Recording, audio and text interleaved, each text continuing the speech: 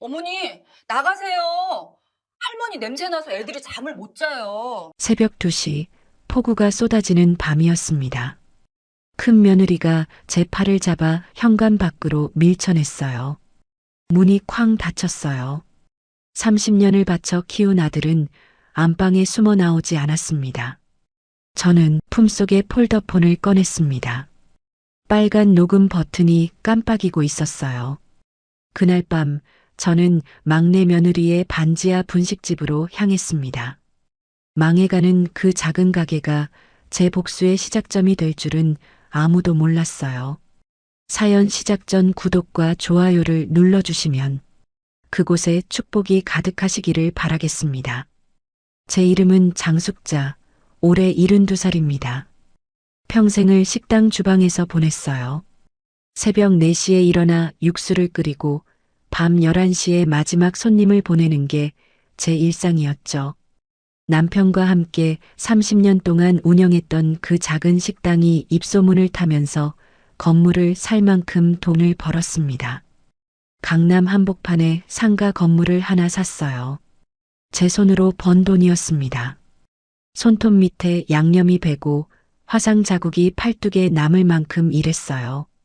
그 고생을 누가 알아주겠습니까? 그런데 2달 전 남편이 갑자기 세상을 떠났습니다. 심장마비였어요. 아침에 일어나 보니 옆에서 차갑게 식어 있더라고요. 장례를 치르는 내내 저는 눈물 한 방울 제대로 흘리지 못했습니다. 슬픔보다 먼저 떠오른 생각이 있었거든요. 이제 내 곁에 남은 사람이 누구인가? 진짜 나를 걱정하는 사람이 누구인가? 그걸 확인하고 싶었습니다. 남편의 49제가 끝난 날이었습니다. 저는 강남의 고급 한정식집 송화에 가족들을 소집했어요. 인당 20만 원짜리 코스 요리가 나오는 곳이었죠. 2 아들과 2 며느리 그리고 손주들까지. 오늘이 제 마지막 시험대가 될 터였습니다. 약속 시간보다 15분 일찍 도착한 저는 방 안상석에 앉아 기다렸습니다. 검은 상복 대신 수수한 회색 한복을 입었어요. 눈두덩이 붓기는 빠졌지만 일부러 화장을 연하게 해서 초췌한 기색을 남겨두었죠. 품속에는 며칠 밤을 새워 준비한 서류 봉투가 들어 있었습니다. 손끝이 미세하게 떨렸지만 마음만은 단단했어요. 큰 며느리 미란이 먼저 도착했습니다. 문이 열리자마자 매장 전체에 향수 냄새가 번졌어요. 어깨에는 이탈리아 명품 가죽 가방이 걸려 있었고 손에는 최신형 스마트폰이 들려 있었습니다. 손톱에는 보석이 박힌 네일아트가 반짝거렸어요. 미라는 인사도 하기 전에 통화부터 이어갔습니다. 네, 사장님. 강남역 근처 그 건물이요. 1층 리모델링하면 카페 넣기 딱 좋겠더라고요. 2층은 네일샵으로 빼면 월세가 꽤 나올 거예요. 다음 주에 다시 연락드릴게요. 저는 그 탐욕스러운 눈빛을 놓치지 않았습니다. 아직 남편 체온도 식지 않았는데 벌써 제 상가 건물을 자기 것인 양 굴리고 있었어요. 건축업자와 통화하는 척하면서 저를 슬쩍 쳐다보는 눈빛이 뻔했습니다. 속이 뒤집어졌지만 표정 하나 바꾸지 않았어요. 오늘은 참아야 했습니다. 갈 때까지 가봐야 했으니까요. 잠시 후 막내 며느리 서윤이 들어왔습니다. 그녀는 낡은 운동화를 신고 있었고 손에 들린 가방은 시장에서 10,000원에 산 듯한 청가방이었어요. 미란이 입은 원피스 가격의 100분의 1도 안 될 거였습니다. 서윤은 방 안에 들어서자마자 구석 자리로 가서 앉았어요. 그러고는 먼저 제 앞에 수저를 가지런히 놓고 물컵에 물을 따랐습니다. 저는 그 손을 물끄러미 바라보았습니다. 손등이 갈라지고 트여 있었어요. 손톱 밑에는 양념 자국이 배어 있었고 관절마다 굳은 살이 박여 있었습니다. 겨울 찬물에 설거지를 많이 한 손이었어요. 새벽부터 밤까지 주방에서 일하는 손이었습니다. 젊은 시절 제 손과 똑같았어요. 마음 한구석이 찡하게 아려왔습니다. 큰아들과 막내아들도 속속 도착했습니다. 큰아들은 아내 미란 옆에 앉았고 막내아들은 서윤 곁에 섰어요. 저는 모두가 자리를 잡은 것을 확인하고 종업원에게 코스 요리를 주문했습니다. 음식이 하나씩 나왔습니다. 전복죽, 모듬전, 소갈비찜, 해물탕까지.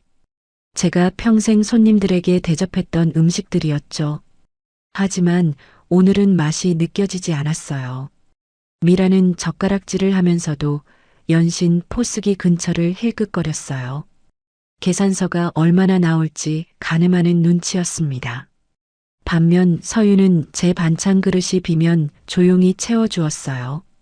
저는 일부러 천천히 밥을 먹었습니다. 이 대접이 오늘로 끝날 테니까요. 식사가 거의 끝나갈 무렵이었습니다. 저는 미리 준비한 연기를 시작했어요. 물컵을 집으려다 손을 덜덜 떨어 컵을 떨어뜨렸습니다. 물이 테이블보 위로 쏟아졌고 모두의 시선이 제게로 쏠렸어요.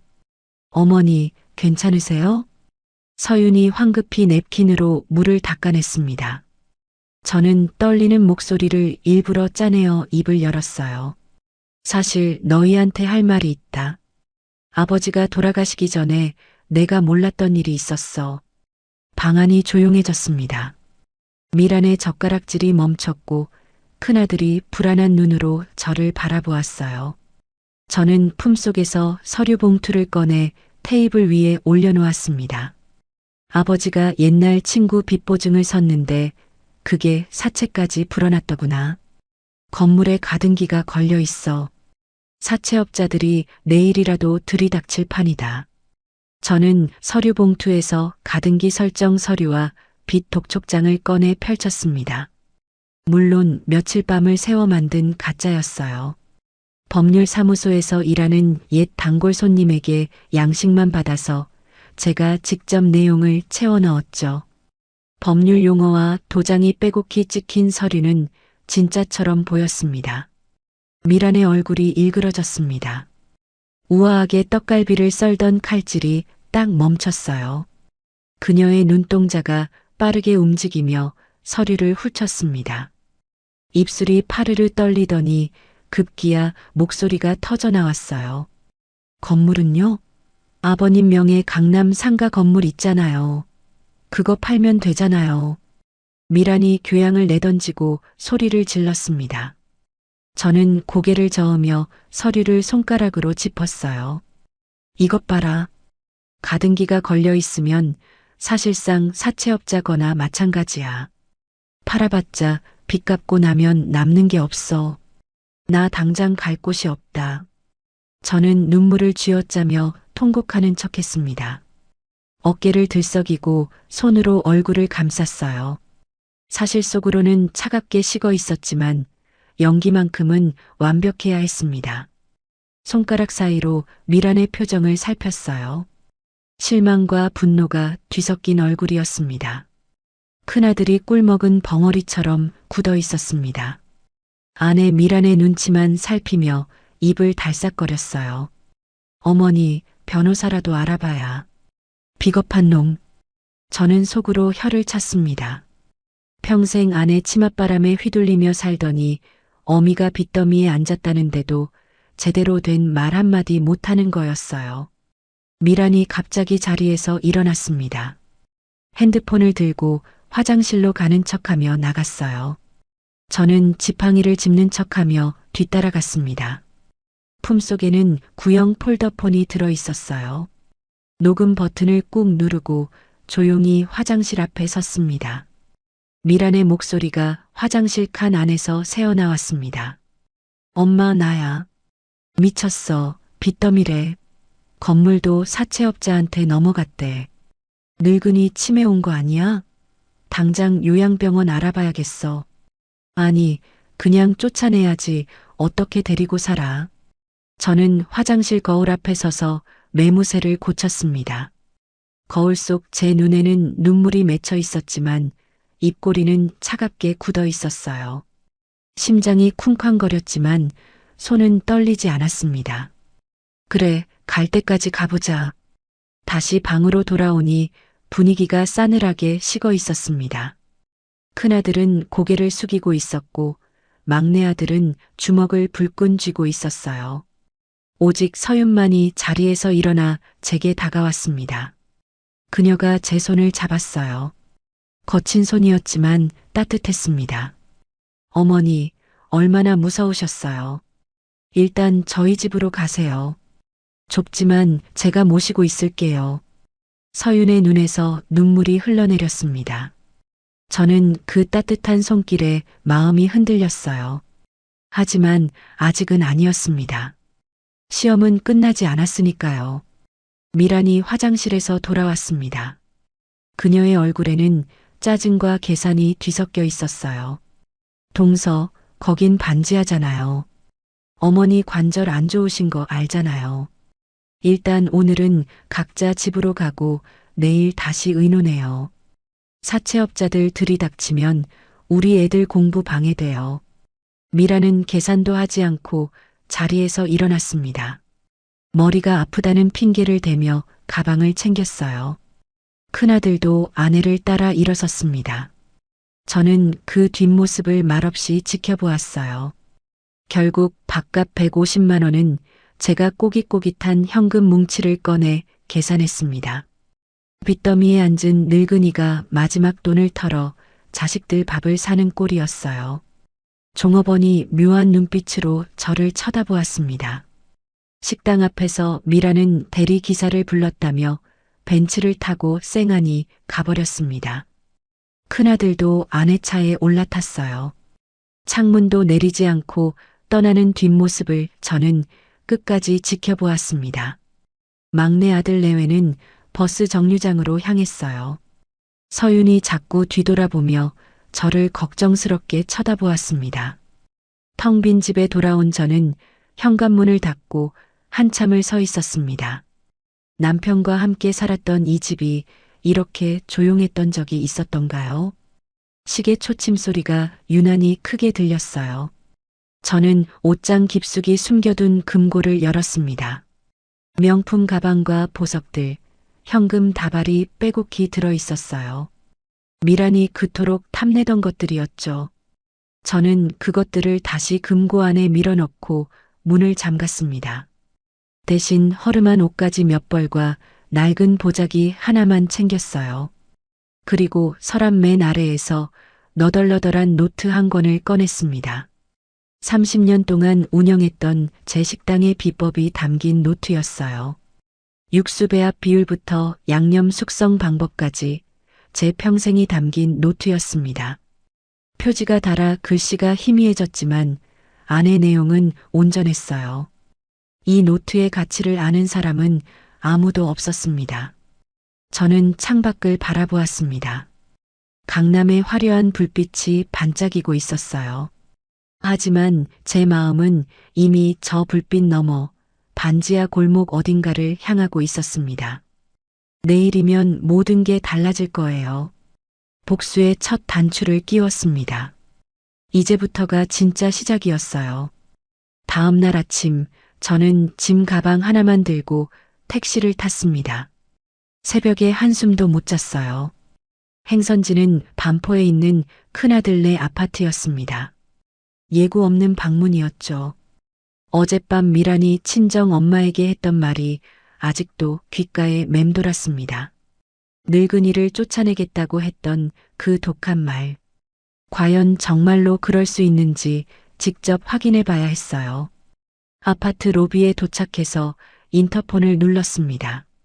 화면에 제 얼굴이 비쳤어요.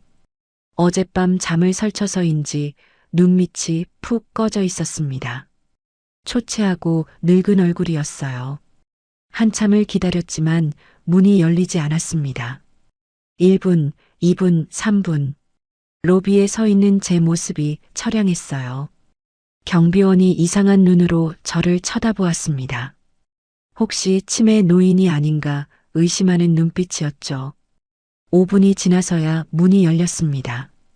미란이 현관문을 열었습니다. 화장도 안 한 맨 얼굴에 짜증이 가득했어요. 비싼 실크 잠옷 차림이었는데 제 얼굴을 보자마자 인상을 찌푸렸습니다.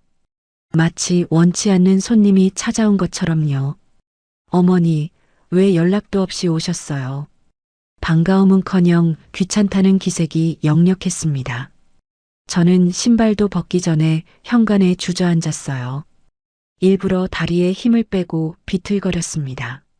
사채업자들이 집 앞에 진을 치고 있더라. 무서워서 도망쳐 나왔다. 미란의 눈썹이 꿈틀거렸습니다. 그녀는 제 낡은 짐 가방을 힐끗 보더니 길게 한숨을 내쉬었어요. 마지못해 저를 안으로 들였지만 발로 제 가방을 툭툭 찼습니다. 마치 더러운 걸 건드리는 것처럼요. 그 작은 동작 하나에 모든 게 담겨 있었습니다. 거실 소파에 앉자마자 미란이 말했습니다. 어머니, 오늘 애들 과외 선생님 오는 날이에요. 방이 없어서 모실 공간이 없거든요. 저는 대답 대신 소파에 몸을 기댔습니다. 거실을 둘러보았어요. 30평은 넘어 보이는 넓은 공간이었습니다. 벽에는 고급 액자가 걸려 있었고 창가에는 외국에서 들여온 듯한 화분들이 줄지어 있었어요. 방이 없다니 누가 봐도 거짓말이었죠. 하지만 저는 모른 척했습니다. 오늘은 끝까지 버텨볼 생각이었어요. 점심시간이 되었습니다. 미라는 배달 앱으로 프리미엄 초밥을 시켰어요. 2만 원짜리 스페셜 세트가 2개 도착했습니다. 하나는 자기 것, 하나는 아이들 것이었죠. 배달원이 건네준 봉투를 열자 연어와 광어, 새우가 반짝거렸습니다. 미라는 그 초밥을 식탁에 예쁘게 펼쳐놓았어요. 저에게는 식은 밥에 물을 말아 김치 쪼가리와 함께 내밀었습니다. 어머니, 위가 안 좋으시잖아요. 죽처럼 드세요. 연어와 광어가 반짝이는 초밥 접시 옆에 놓인 누런 물밥. 같은 식탁에서 이렇게 다른 대접을 받다니. 저는 굴욕을 삼키며 그 밥그릇을 비웠습니다. 숟가락질을 하는 동안 손이 떨렸어요. 분노 때문이 아니었습니다. 이 모든 푸대접을 뼈에 새기기 위해서였어요. 한 숟가락 한 숟가락이 나중에 증거가 될 테니까요. 저는 쌀알 하나 남기지 않고 밥그릇을 비웠습니다. 오후 내내 저는 소파 구석에 웅크리고 있었습니다. 미라는 저를 투명인간 취급했어요. 대형 텔레비전으로 드라마를 보고 친구들과 긴 전화 통화를 하고 내일 손질을 했습니다. 저에게 물 한 잔 건네지 않았어요. 가끔 저를 쳐다볼 때면 마치 벌레를 보는 눈빛이었습니다. 저는 그 눈빛을 고스란히 받아들였어요.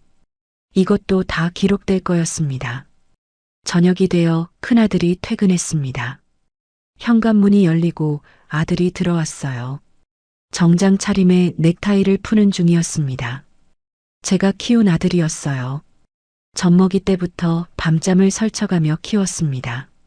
아플 때마다 업고 병원을 다녔고 대학 갈 때까지 식당에서 번 돈을 쪼개 과외를 시켰죠.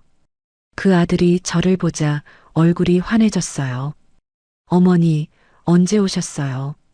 그 순간 미란의 날카로운 목소리가 터져 나왔습니다. 당신 때문에 애들이 독서실도 못 가고 있잖아. 어머니가 거실 차지하고 계시니까 공부 분위기가 안 잡힌다고. 아들의 얼굴이 굳었습니다. 화나던 표정이 순식간에 사라졌어요. 그는 아내의 눈치를 살피더니 고개를 숙이고 안방으로 들어가 버렸습니다. 등 뒤로 문이 닫히는 소리가 들렸어요. 꼬리를 내리고 도망치는 꼴이었습니다. 비겁한 놈. 어미보다 아내가 무서운 거였죠. 가슴이 쓰렸지만 내색하지 않았습니다. 밤이 깊어갔습니다. 저는 소파에 누워 잠을 청했지만 잠이 오지 않았어요. 천장을 바라보며 이 집에서 보낸 하루를 되새겼습니다. 물밥, 벌레 보는 눈빛, 도망치는 아들. 가슴 한구석이 쓰렸지만 울지 않았어요. 울 자리가 아니었습니다. 자정이 가까워졌을 때 안방 문이 열렸습니다. 미란이 나왔어요. 잠옷 위에 가디건을 걸치고 저를 내려다보았습니다. 그녀의 눈빛은 한겨울 얼음처럼 차가웠어요. 어머니, 찜질방 가시는 게 낫지 않겠어요? 애들이 할머니 냄새 난다고 잠을 못 자요. 할머니 냄새. 그 말이 비수처럼 꽂혔습니다. 평생 땀 흘려 일하며 살아온 늙은이한테 냄새가 난다니. 저는 몸을 일으켜 세웠어요. 비가 이렇게 오는데 갈 데가 없다. 창밖에서 빗소리가 들려왔습니다. 언제부터 내리기 시작했는지 비가 세차게 쏟아지고 있었어요. 미라는 아랑곳하지 않고 제 짐 가방을 번쩍 들어 현관 밖 복도에 내려놓았습니다. 내일 요양병원 수속 밟아드릴게요. 오늘은 나가 계세요. 빚쟁이들 여기 쫓아오면 책임지실 거예요? 현관문이 닫혔습니다. 도어록 잠기는 소리가 철컥 울렸어요. 복도의 센서등마저 꺼지고 칠흑 같은 어둠이 밀려왔습니다. 저는 그 어둠 속에서 한참을 서 있었어요. 눈물이 날 줄 알았는데 이상하게 눈이 말랐습니다. 슬픔 대신 오기가 차올랐어요. 주머니 속 폴더폰을 꺼내 확인했습니다. 녹음이 잘 되어 있었어요. 이 빗소리와 미란의 폭언이 모두 담겨 있을 거였습니다. 저는 짐 가방을 들고 엘리베이터를 탔어요. 새벽 2시 아파트 단지를 나서자 하늘이 뚫린 듯 비가 쏟아졌습니다. 우산이 없었어요. 순식간에 온몸이 젖었습니다. 찬 빗물이 등을 타고 흘러내렸어요. 회색 한복이 몸에 달라붙었습니다. 처량했지만 발걸음을 멈추지 않았어요. 택시를 잡으려 손을 들었습니다. 첫 번째 택시가 속도를 늦추다가 제 행색을 보고 그냥 지나쳤어요. 비에 젖어 볼품없는 늙은이를 누가 태우고 싶겠습니까? 두 번째도 마찬가지였습니다.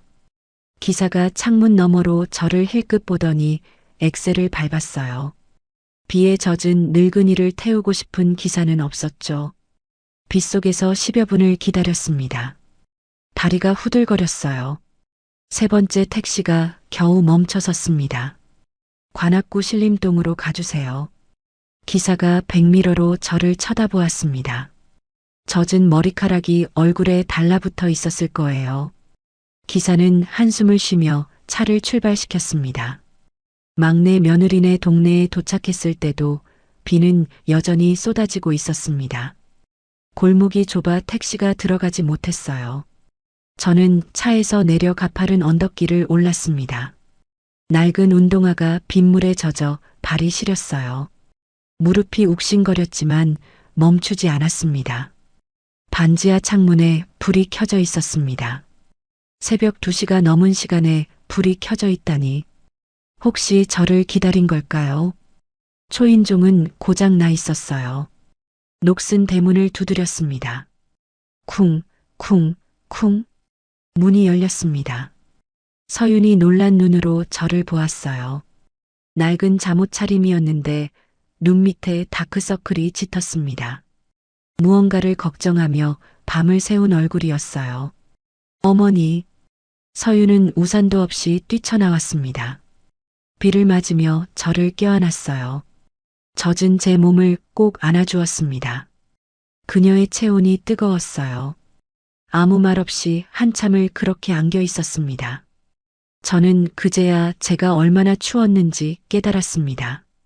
이가 딱딱 부딪히고 몸이 덜덜 떨렸어요. 좁은 방으로 들어갔습니다. 7, 8평 남짓한 공간이었어요. 벽에는 곰팡이가 피어 있었고 천장은 낮았습니다. 한쪽 구석에는 배달 포장 박스들이 쌓여 있었어요. 서윤이 운영하는 분식집 재료들이었습니다. 가난했지만 성실하게 살아가는 흔적이었어요. 하지만 바닥은 따뜻했습니다. 서윤은 제 젖은 발을 수건으로 닦아주었어요. 무릎을 꿇고 앉아 제 발에 굳은 살을 어루만졌습니다. 갈라진 발 뒤꿈치를 조심스럽게 감싸주었어요. 그녀의 눈에서 눈물이 뚝뚝 떨어졌습니다. 막내 아들이 방에서 나왔습니다. 제 모습을 보고 주먹을 불끈 쥐었어요. 형님네가 쫓아낸 거예요? 이 비에 어머니를 내보내다니. 아들이 벽을 주먹으로 쳤습니다. 저는 손을 내저었어요. 아니다. 내가 나온 거다. 아무 말 마라. 서윤이 부엌으로 갔습니다. 작은 가스레인지 위에서 냄비가 끓기 시작했어요. 콩나물이 보글보글 끓는 소리가 났습니다. 잠시 후 따끈한 콩나물 국밥이 제 앞에 놓였어요. 멸치 육수 냄새가 진하게 코끝을 자극했습니다. 어머니, 가진 건 없지만 빚쟁이들이 오면 제가 막을게요.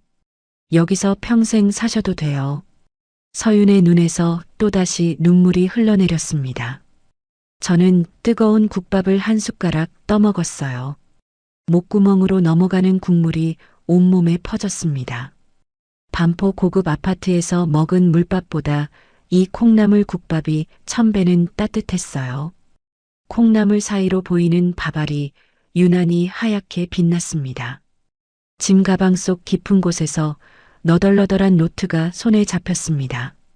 30년 맛집 비법이 담긴 노트였어요. 이 노트의 진짜 가치를 서윤은 아직 몰랐습니다. 저는 속으로 다짐했어요.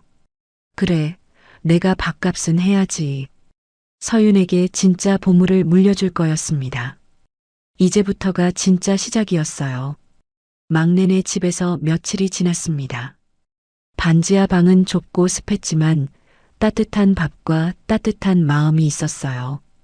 저는 슬슬 본격적인 작전에 돌입하기로 했습니다. 우선 치매 초기 연기부터 시작했어요. 가끔 멍하니 허공을 바라보거나 같은 말을 2번 반복하거나 물건을 어디 뒀는지 잊어버린 척했습니다. 미란에게 혹시라도 소문이 들어갈 경우를 대비한 위장 전술이었죠. 서윤은 반지하 가게에서 배달 전문 분식집을 운영하고 있었습니다. 가게 이름은 서윤네 분식이었어요. 10평 남짓한 좁은 공간에 조리대와 포장대가 빼곡했습니다. 떡볶이, 김밥, 순대, 튀김 같은 간단한 메뉴들을 만들어 배달 앱으로만 팔고 있었어요. 홀 손님을 받을 공간이 없었거든요. 저는 서윤의 스마트폰을 빌려 배달 앱 리뷰를 확인해 보았습니다. 평점이 별 3개 반이었어요. 100개가 넘는 리뷰 중에 부정적인 글이 절반이었습니다. 내용이 가관이었어요. 떡볶이가 불어서 왔어요. 면이 뭉쳐서 젓가락질이 안 돼요. 다신 안 시켜요. 김밥이 너무 짜요. 밥도 퍽퍽하고 단무지는 시큼해요. 양이 적어요. 가격 대비 별로. 서비스도 없고요. 저는 리뷰를 소리내어 읽어주었습니다. 한 글자 한 글자 또박또박 읽었어요. 서윤의 얼굴이 빨갛게 달아올랐습니다. 고개를 푹 숙이고 아무 말도 하지 못했어요. 손가락으로 앞치마 끝을 꼬았습니다. 부끄러움과 자책이 뒤섞인 표정이었어요. 다음 날 아침 6시 저는 주방에 들어갔습니다. 서윤이 떡볶이 육수를 끓이고 있었어요. 새벽부터 일어나 준비하는 중이었습니다. 저는 국자로 육수를 한 모금 떠서 맛을 보았어요. 혀끝에 닿는 순간 인상이 찌푸려졌습니다. 설탕만 잔뜩 넣은 맹탕이었어요. 고추장 맛만 나고 깊은 맛이 전혀 없었습니다. 30년 동안 육수를 끓여온 제 혀가 단번에 알아챘어요. 저는 그 육수를 통째로 싱크대에 부어버렸습니다. 붉은 국물이 배수구로 쏟아져 내려갔어요. 서윤이 놀라서 소리쳤습니다. 어머니, 왜 그러세요? 30분 동안 끓인 건데. 이걸 돈 받고 파냐? 돼지 꿀꿀이 죽이지. 내가 치매라도 맛은 안다. 서윤의 눈에 눈물이 그렁그렁 맺혔습니다. 입술을 깨물며 변명했어요. 목소리가 떨렸습니다. 재료비가 없어서 싼 거 썼어요. 좋은 재료 쓰면 남는 게 없거든요. 배달 수수료에 포장비에 인건비까지 빼면 진짜 남는 게 없어요. 저는 한숨을 쉬었습니다. 가난의 악순환이었어요. 싼 재료를 쓰니까 맛이 없고, 맛이 없으니까 손님이 안 오고, 손님이 안 오니까 더 싼 재료를 쓰게 되는 거였습니다. 저는 속옷 깊숙한 곳에 숨겨두었던 현금 뭉치를 꺼냈어요. 꼬깃꼬깃한 10,000원짜리 50장이었습니다. 서윤의 눈이 휘둥그레졌어요. 어머니, 빚더미라면서요. 이 돈은 어디서 난 거예요? 저는 눈을 내리깔며 대답했습니다. 미리 준비해둔 거짓말이었어요. 이거 내수에 맞추려고 평생 숨겨둔 돈이다. 남편 몰래 조금씩 모은 거야. 죽은 사람 옷보다 산 사람 입이 먼저지. 서윤이 펑펑 울기 시작했습니다. 무릎을 꿇고 제 손을 잡았어요.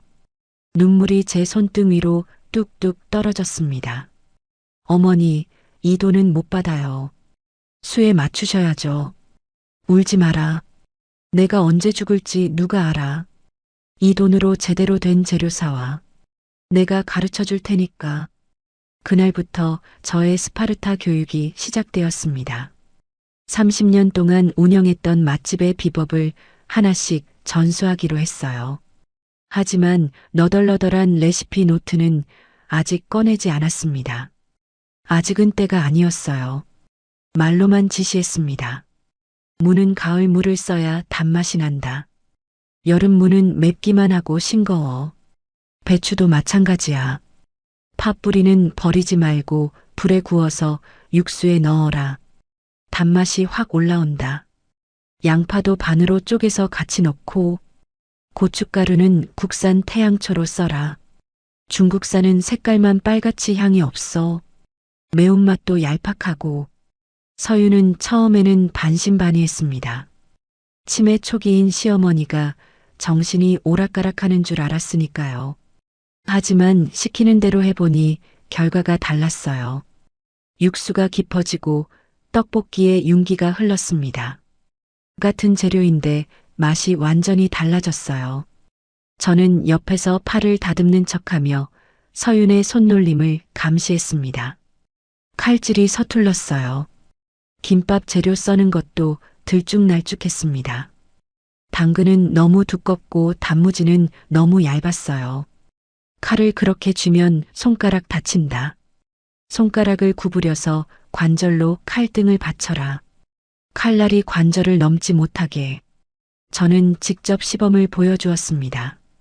수십 년 동안 수천 번 반복했던 동작이었어요. 손이 기억하고 있었습니다. 도마 위에서 칼이 리듬감 있게 움직였어요. 통통통통. 당근이 균일한 두께로 썰려나갔습니다. 서윤이 눈을 동그랗게 뜨고 저를 바라보았어요. 배달 리뷰 이벤트용으로 서비스 튀김을 내보내기로 했습니다. 주문 금액 15,000원 이상이면 튀김 3조각을 서비스로 넣어주는 거였어요. 저는 직접 튀김을 튀겼습니다. 기름 온도를 손바닥으로 감지했어요. 기름 위로 손을 가져가면 열기가 피부에 닿거든요. 170도쯤 되면 튀기기 딱 좋습니다. 어머니, 손 안 뜨거우세요? 서윤이 놀라서 물었습니다. 저는 웃으며 대답했어요. 30년 하다 보면 손이 온도계가 된다. 너도 10년만 하면 알게 돼. 고구마 튀김, 김말이 튀김, 야채 튀김을 바삭하게 튀겨냈습니다.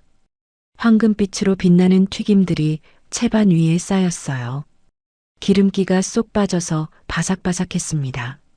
서윤이 하나 집어먹더니 눈이 커졌어요. 어머니, 이거 진짜 맛있어요. 어떻게 이렇게 바삭해요? 기름 온도가 중요해. 너무 뜨거우면 겉만 타고 속은 안 익어. 너무 낮으면 기름을 먹어서 눅눅해지고, 그리고 튀김옷에 얼음물을 넣어야 해. 차가운 반죽이 뜨거운 기름을 만나면 바삭해지거든. 일주일이 지났습니다. 배달앱 리뷰에 새로운 글들이 올라오기 시작했어요. 사장님 바뀌었나요? 떡볶이 미쳤어요. 완전 맛집이에요. 할머니 손맛이 나요. 어릴 때 먹던 그 맛이에요. 단골됩니다. 서비스 튀김이 메인보다 맛있어요. 이건 돈 받고 팔아야 해요. 평점이 별 3개 반에서 별 4개 반으로 올랐습니다. 주문이 폭주하기 시작했어요. 배달의 말림음이 1분 간격으로 울렸습니다. 딩동, 딩동. 그 소리가 좁은 가게를 가득 채웠어요. 처음에는 신기하고 기뻤는데 나중에는 정신이 없을 지경이었습니다. 저와 서유는 땀범벅이 되어 떡볶이를 볶았습니다. 좁은 주방에서 어깨가 부딪히고 팔이 스쳤어요. 화구 앞은 뜨거워서 땀이 비 오듯 흘렀습니다. 저는 서윤의 칼질 자세를 교정해주며 자연스럽게 스킨십이 늘어났어요. 손목 각도를 잡아주고 허리 자세를 바로 잡아주었습니다. 내 며느리의 등이 참 넓고 든든했어요. 힘든 살림에도 굽히지 않는 여자였습니다. 미랑과는 완전히 달랐죠. 하루는 주문이 너무 밀려서 밤 11시가 넘도록 일을 했습니다. 마지막 배달을 보내고 나서야 숨을 돌릴 수 있었어요. 서윤이 지친 몸을 끌고 매출을 정산했습니다. 계산기를 두드리는 손이 떨렸어요. 어머니, 오늘 하루 매출이 50만 원이 넘었어요. 예전에는 10만 원도 안 됐는데. 서윤의 눈에 눈물이 그렁그렁 맺혔습니다. 기쁨의 눈물이었어요. 저는 속으로 뿌듯했지만 내색하지 않았습니다. 아직 갈 길이 멀었거든요. 어느 날 오후 진상 손님이 찾아왔습니다. 중년 남자였는데 얼굴이 험악했어요. 배달 포장 봉투를 들고 카운터로 성큼성큼 다가왔습니다. 야, 이거 머리카락 나왔어. 환불해. 남자가 봉투를 카운터에 내던졌습니다. 떡볶이 국물이 튀었어요. 서윤이 놀라서 얼굴이 하얗게 질렸습니다. 죄송합니다, 손님. 확인해 볼게요. 서윤이 떨리는 손으로 봉투를 열어보았습니다. 떡볶이 위에 갈색 머리카락 한 올이 올려져 있었어요. 서윤이 쩔쩔매며 어쩔 줄 몰라 했습니다. 남자는 점점 목소리를 높였어요. 환불하고 사과해. 아니면 인터넷에 다 올린다. 벌레 나왔다고 할 수도 있어. 저는 그 광경을 지켜보다가 천천히 앞으로 나섰습니다. 머리카락을 집어들고 자세히 살펴보았어요. 햇빛에 비춰보니 염색 자국이 선명했습니다. 이 머리카락은 염색한 갈색인데 우리 며느리는 검은 머리고 나는 흰머리다. 어디서 수작질이야? 저는 천장 구석에 달린 까만 물체를 손가락으로 가리켰습니다. 저기 CCTV 안 보여? 다 찍혔어. 경찰 부를까? 무고죄로 고소할 수도 있어. 사실 그건 가짜 모형이었어요. 이전 가게 주인이 달아놓고 간 빈 껍데기였습니다. 작동하지 않는 장식품에 불과했죠. 하지만 남자는 그걸 몰랐어요. 얼굴이 굳더니 슬금슬금 뒷걸음질 쳤습니다. 투덜거리며 문을 열고 나가버렸어요. 서윤이 놀란 눈으로 저를 바라보았습니다. 입이 벌어져 있었어요. 어머니, 진짜 멋있어요. 저는 무서워서 아무 말도 못했는데 서윤이 처음으로 환하게 웃었습니다. 저는 그 미소를 보며 확신했어요. 이 아이에게 내 유산을 물려줄 자격이 있다는 것을요. 미란처럼 남의 것을 탐내는 게 아니라 자기 손으로 일군 것의 소중함을 아는 아이였습니다. 그날 밤 저는 서윤의 스마트폰을 빌려 인터넷 쇼핑몰에 접속했습니다. 진짜 초소형 CCTV를 주문했어요.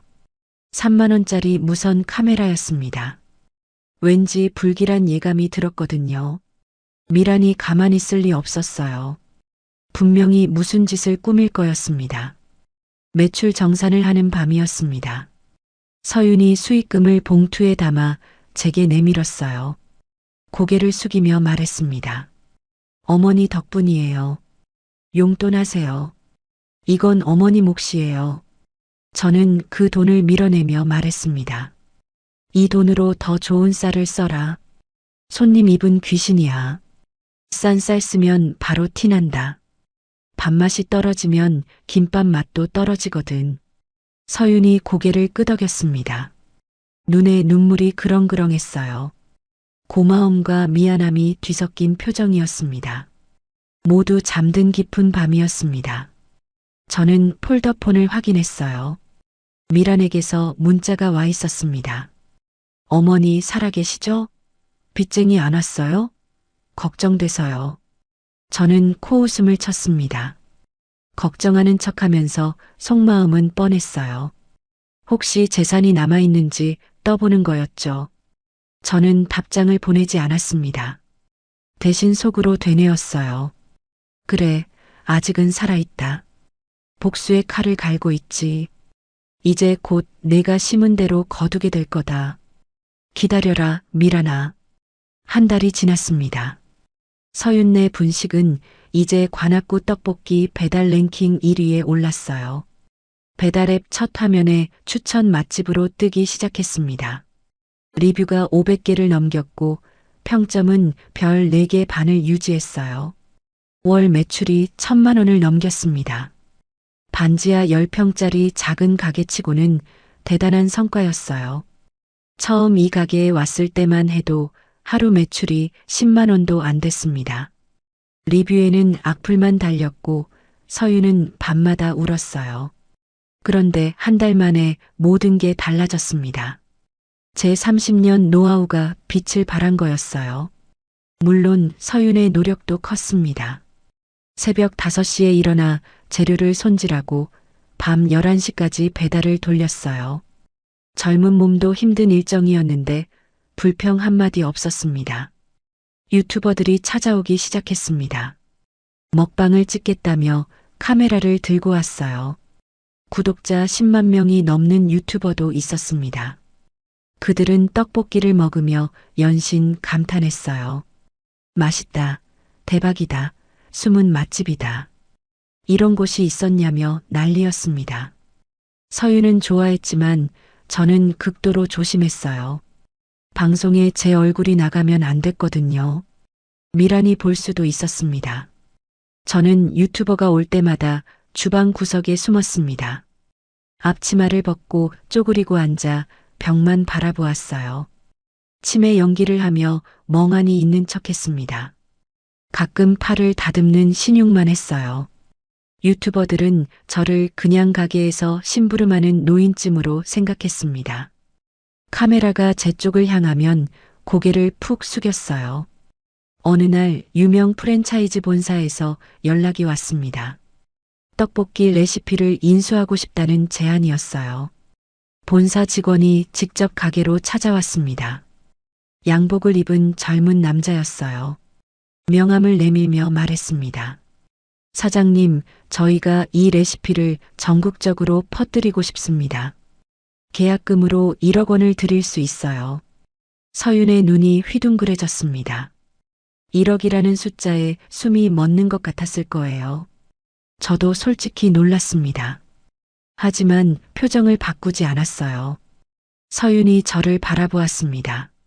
어떻게 할까요? 라는 눈빛이었어요. 저는 천천히 고개를 저었습니다. 아직 때가 아니다. 헐값에 넘길 수 없어. 이 레시피는 그것보다 훨씬 가치가 있어. 조급해하지 마라. 서유는 아쉬운 표정이었지만 제 말을 따랐습니다. 본사 직원에게 정중하게 거절했어요. 직원은 아쉬워하며 나중에 다시 연락하겠다고 했습니다. 문을 나서는 직원의 뒷모습을 보며 저는 생각했어요. 아직은 아니야. 더 큰 판을 벌여야 해. 며칠 전 주문한 초소형 CCTV가 배송되었습니다. 작은 박스 안에 동전만 한 카메라가 들어 있었어요. 검은색이라 눈에 잘 띄지 않았습니다. 무선이라 설치가 간편했어요. 충전만 해두면 며칠은 거뜬히 작동했습니다. 저는 서윤이 배달 나간 틈을 타서 가게 곳곳에 카메라를 설치했어요. 주방 구석 선반 위, 포장대 위쪽 벽, 현금 서랍이 보이는 천장 구석. 사각지대가 없도록 3군데에 숨겨두었습니다. 검은 카메라가 검은 벽에 붙어 있으니 웬만해선 알아채기 어려웠어요. 스마트폰 앱으로 영상을 실시간으로 볼 수 있었습니다. 서윤에게 앱 사용법을 배워서 제 폴더폰 대신 서윤의 예전 스마트폰을 물려받았어요. 화면이 작아서 눈이 침침했지만 영상은 선명하게 보였습니다. 밤에 불을 꺼도 적외선으로 촬영이 되었어요. 불길한 예감은 틀리지 않았습니다. 그날은 평범한 오후였어요. 점심 배달이 끝나고 잠깐 한숨 돌리는 시간이었습니다. 저는 주방에서 저녁에 쓸 채소를 손질하고 있었어요. 물을 깍둑 썰기하고 파를 송송 썰었습니다. 그때 가게 앞에 낯익은 차가 섰어요. 검은색 벤츠였습니다.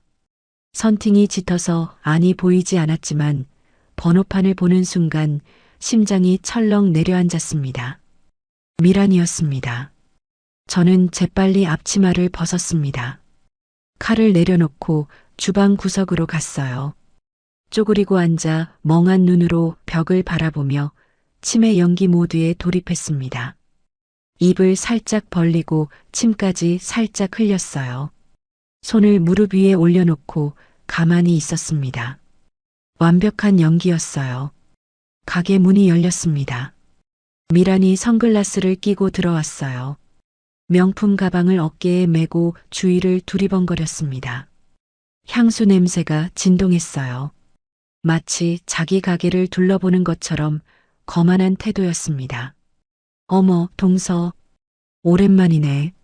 미란의 목소리가 달콤했습니다. 독이 든 꿀 같았어요. 서윤이 놀라서 얼굴이 굳었습니다. 당황한 기색이 역력했어요. 형님, 어쩐 일이세요? 연락도 없이. 가게가 잘 된다는 소문 듣고 왔지. 동네에서 난리더라.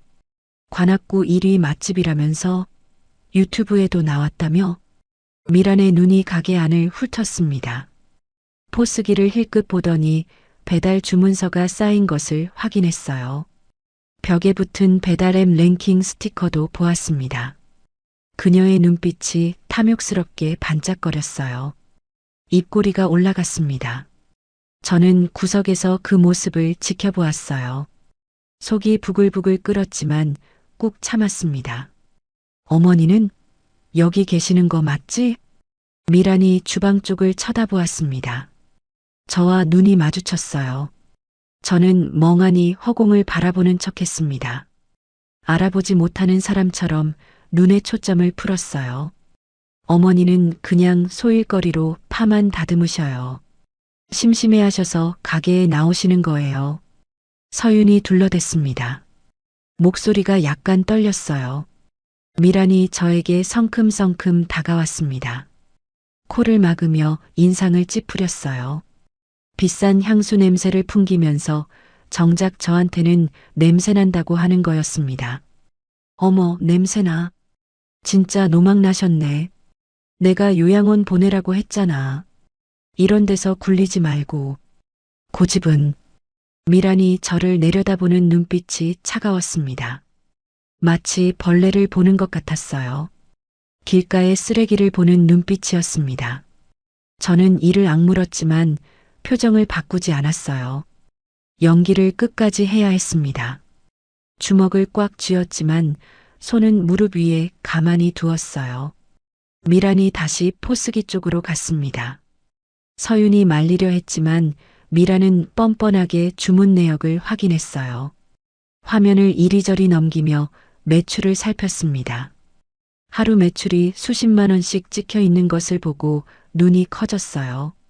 그녀의 입꼬리가 올라갔습니다. 뭔가 계산하는 표정이었어요. 계산기를 두드리는 것처럼 눈동자가 움직였습니다. 동서, 이 가게 보증금 사실 어머니 돈이지? 아버님 빚쟁이들이 알면 이 가게 압류 들어와. 내가 관리해 줄게. 수익금 일부를 나한테 보내. 장남 며느리인 내가 관리하는 게 맞잖아. 그래야 가게 지킨다. 미란의 목소리가 달라졌습니다. 부드럽던 말투가 날카로워졌어요. 협박이었습니다. 뻔뻔함이 하늘을 찔렀어요. 형님, 무슨 말씀이세요? 이 가게는 제 명의고 어머니 돈은 1원도 안 들어갔어요. 보증금도 제가 대출받아서 마련한 거예요. 형님이 상관할 바 아니에요.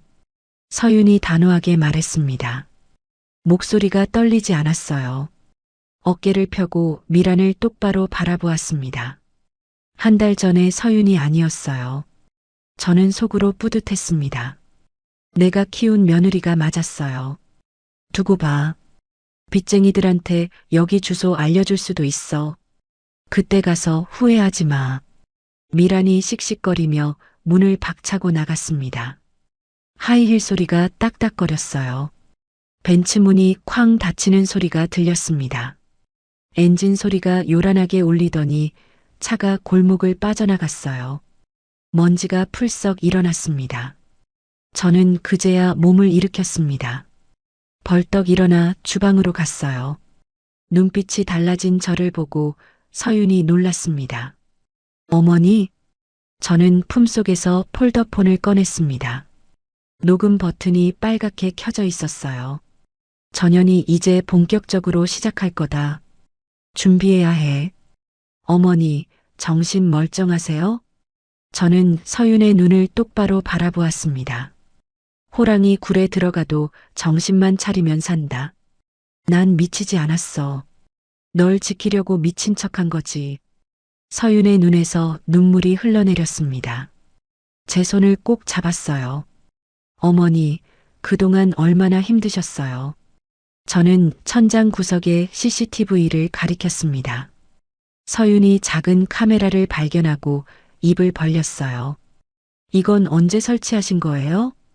미란이 올 줄 알았다. 전혀는 가만히 있을 놈이 아니야. 앞으로 무슨 짓을 할지 모르니까 증거를 모아둬야 해. 저는 스마트폰을 꺼내 CCTV 앱을 열었습니다. 방금 미란이 가게에서 협박하던 장면이 고스란히 녹화되어 있었어요. 영상 속 미란이 포스기를 뒤지고 서윤을 협박하는 모습이 선명했습니다. 서윤이 영상을 보며 입을 다물지 못했어요. 어머니, 이걸 다 찍어두신 거예요? 그래. 이게 나중에 증거가 될 거다. 미란이 뭘 해도 다 기록해둬야 해. 서윤이 고개를 끄덕였습니다. 눈빛이 단단해졌어요. 더 이상 쩔쩔매는 며느리가 아니었습니다. 함께 싸울 동지가 된 거였어요. 그날 밤 우리는 가게 문을 일찍 닫았습니다. 좁은 방에 둘러앉아 미란의 공격에 대비한 작전 회의를 했어요. 앞으로 어떤 일이 벌어질지 예측하고 대응책을 세웠습니다. 저는 서윤에게 당부했어요. 앞으로 미란이 뭘 해도 절대 쫄지 마라. 전화가 오면 녹음하고 찾아오면 영상 찍어둬. 전혀는 자기 꾀에 자기가 넘어갈 거야. 우리는 증거만 모으면 돼. 서윤이 고개를 끄덕였습니다. 눈빛에 결의가 담겨 있었어요. 저는 그 눈빛을 보며 안심했습니다. 혼자가 아니었어요. 이제 진짜 전쟁이 시작될 거였습니다. 미란이 무슨 수를 쓸지 몰랐지만 우리에게는 준비가 되어 있었습니다. 뿌린 대로 거두게 해줄 거였어요. 미란이 다녀간 후 일주일이 지났습니다. 표면적으로는 평화로웠어요.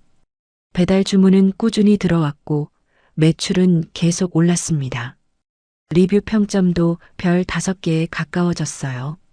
하지만 저는 불안했습니다. 미란이 이대로 물러날 리 없었거든요. 조용한 날이 계속될수록 불길한 예감이 커졌어요. 폭풍 전의 고요함 같았습니다. 그날은 금요일 저녁이었습니다. 주말을 앞두고 주문이 폭주하는 시간대였어요. 저녁 6시부터 8시까지가 가장 바쁜 때였습니다.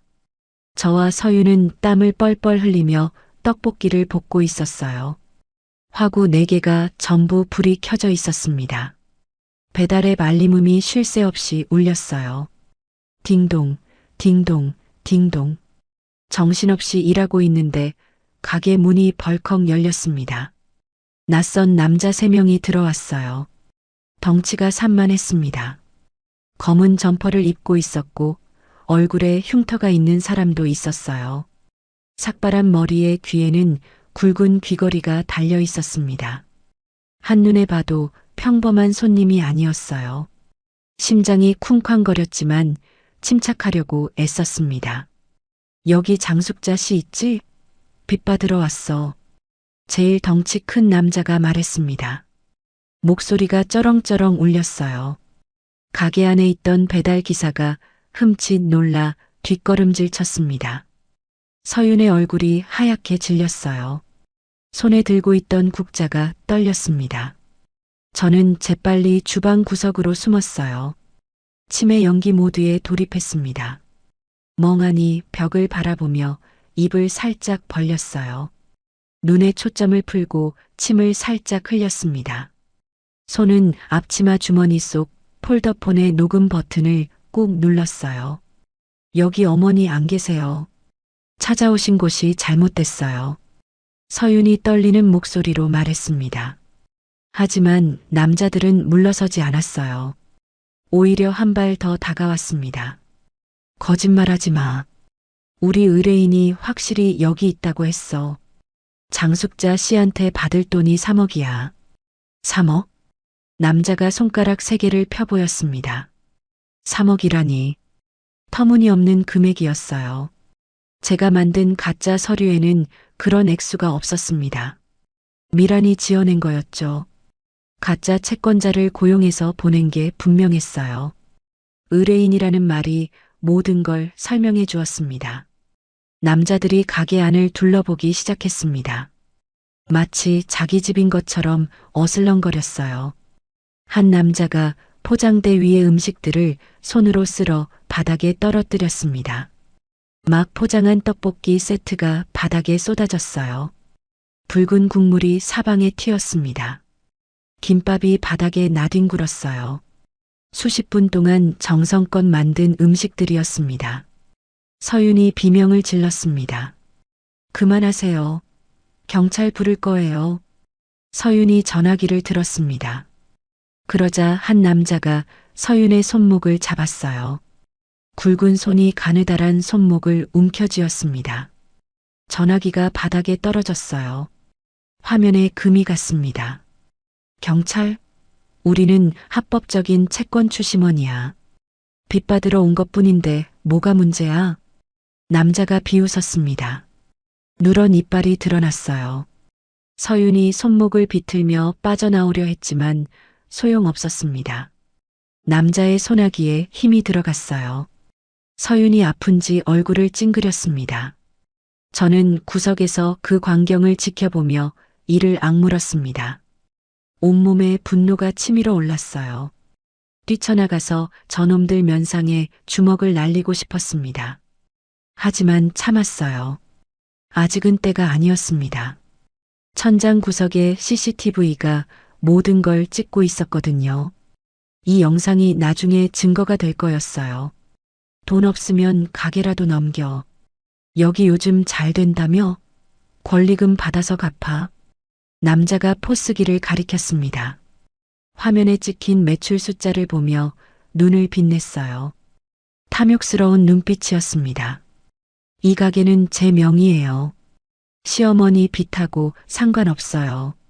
법적으로 압류 못해요. 서윤이 단호하게 말했습니다. 손목이 잡힌 채로도 물러서지 않았어요. 저는 속으로 기특하다고 생각했습니다.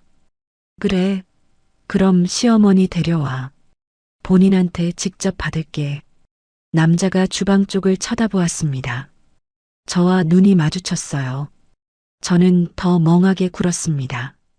고개를 갸웃거리며 알아듣지 못하는 사람처럼 허공을 바라보았어요. 야, 할머니. 장숙자 맞지? 빚 갚아? 3억 어디 있어? 남자가 저에게 다가왔습니다. 저는 대답하지 않았어요. 손가락으로 허공에 그림을 그리며 중얼거렸습니다. 의미 없는 소리를 내며 치매 연기를 이어갔어요. 뭐야, 진짜 치매야? 이런 걸 어떻게 해? 돈 있는 데가 없잖아. 남자가 짜증을 냈습니다. 다른 남자들과 눈짓을 주고받았어요. 그러더니 가게 안을 더 엉망으로 만들기 시작했습니다. 냄비를 엎어 국물을 쏟고 냉장고 문을 열어 식재료를 바닥에 던졌어요. 달걀판이 깨지며 노른자가 터졌습니다. 간판을 발로 차서 글씨가 벗겨졌어요. 서윤이 울면서 막으려 했지만 역부족이었습니다. 남자들은 웃으며 더 난리를 피웠어요. 15분 동안 가게를 쑥대밭으로 만든 후에야 떠났습니다. 문을 나서며 한마디 던졌어요. 다음 주까지 돈 안 갚으면 또 온다. 그때는 가게 문 아예 못 열게 해줄게. 각오해. 문이 닫히고 가게 안이 조용해졌습니다. 바닥에는 떡볶이 국물과 김밥 속재료, 깨진 달걀이 널브러져 있었어요. 냉장고에서 찬 공기가 새어나왔습니다. 형광등 불빛 아래 처참한 광경이 드러났어요. 몇 시간 동안 정성껏 준비한 재료들이 쓰레기가 되어 있었습니다. 서윤이 그 자리에 주저앉아 울었어요. 어깨가 심하게 들썩거렸습니다. 손으로 얼굴을 가리고 흐느꼈어요. 저는 그 모습을 보며 가슴이 찢어지는 것 같았습니다. 저는 그제야 몸을 일으켰습니다. 연기를 끝내고 서윤에게 다가갔어요. 어깨를 감싸 안았습니다. 울지 마라. 다 찍혔어. 저것들 협박죄에 재물손괴죄에 줄줄이야. 저는 스마트폰을 꺼내 CCTV 앱을 열었습니다. 방금 벌어진 일이 세 대의 카메라에 고스란히 녹화되어 있었어요. 남자들의 얼굴, 손목을 잡는 장면, 폭언, 기물 파손까지 완벽한 증거였습니다. 어머니, 저 사람들 진짜 채권자예요? 아니야. 미란이 보낸 가짜들이야. 진짜 사채업자가 의뢰인이라는 말을 할 리 없어. 미란이 돈 주고 고용한 건달들이야. 저는 서랍에서 너덜너덜한 노트를 꺼냈습니다. 30년 맛집 비법이 담긴 노트였어요. 표지가 닳고 모서리가 해졌지만 안의 내용은 온전했습니다. 제 손때가 묻어있는 노트였어요. 서윤아, 이거 너한테 준다. 서윤이 노트를 받아들었습니다. 손이 떨렸어요. 이게 뭐예요? 내 평생이 담긴 노트야. 30년 동안 식당하면서 쌓은 모든 비법이 여기 있어. 육수 배합 비율, 양념 숙성 방법, 재료 손질법까지 다 적어놨어. 이걸 가지고 있으면 어디서든 성공할 수 있어. 서윤이 노트를 펼쳐보았습니다. 빼곡한 글씨와 메모들이 가득했어요. 어떤 페이지에는 제가 그린 그림도 있었습니다. 칼질 각도, 불 조절 타이밍 같은 것들이었어요. 서윤이 입을 다물지 못했습니다. 어머니, 이건 너무 귀한 거예요. 제가 받을 자격이 없어요. 자격은 내가 정해. 넌 자격이 있어. 미란 같은 년은 자격이 없고, 넌 내가 본 사람 중에 가장 성실하고 착한 아이야. 저는 서윤의 손을 꼭 잡았습니다. 거친 손이었지만 따뜻했어요. 이 노트 가지고 프랜차이즈 계약 다시 해라. 1억이 아니라 3억 받아. 이 레시피는 그 정도 가치가 있어. 아니, 그 이상이야. 서윤이 고개를 저었습니다. 눈물이 뺨을 타고 흘러내렸어요. 어머니, 저 혼자 어떻게 해요? 무서워요. 혼자가 아니야. 내가 있잖아. 그리고 넌 이미 할 줄 알아. 한 달 동안 내가 다 가르쳤잖아. 이제 내 발로 서야 해. 저는 서윤의 어깨를 토닥였습니다. 서윤이 눈물을 닦고 고개를 끄덕였어요. 눈빛이 달라졌습니다. 두려움 대신 결의가 담겨 있었어요. 내가 키운 며느리가 맞았습니다. 그날 밤 저는 변호사에게 전화를 걸었습니다. 예전에 식당 운영할 때 알게 된 사람이었어요. 단골 손님이었는데 법률 문제가 생기면 항상 도와주었습니다. 녹화 영상과 녹음 파일을 보내며 상담을 받았어요. 선생님, 이거 증거로 쓸 수 있어요? 변호사가 영상을 확인하더니 말했습니다. 이 정도면 협박죄, 재물손괴죄 성립합니다. 배후 조종한 사람도 추적하면 공갈미수로 갈 수 있어요. 증거가 완벽하네요. 얼굴도 다 나오고 목소리도 선명하고 고소는 아직 하지 마세요. 증거만 더 모을게요. 더 큰 판을 벌일 거예요. 변호사가 알겠다고 했습니다. 제가 무슨 생각인지 짐작하는 눈치였어요. 저는 전화를 끊고 창밖을 바라보았습니다. 어둠 속에서 가로등 불빛이 반짝거렸어요. 밤 공기가 차가웠지만 속은 뜨거웠습니다. 미란아, 내가 판을 키웠으니 나도 판을 키우마. 가짜 채권자를 보내서 가게를 망치려 했지? 그 증거 다 모았다. 앞으로 내가 무슨 짓을 더하든 다 기록할 거야.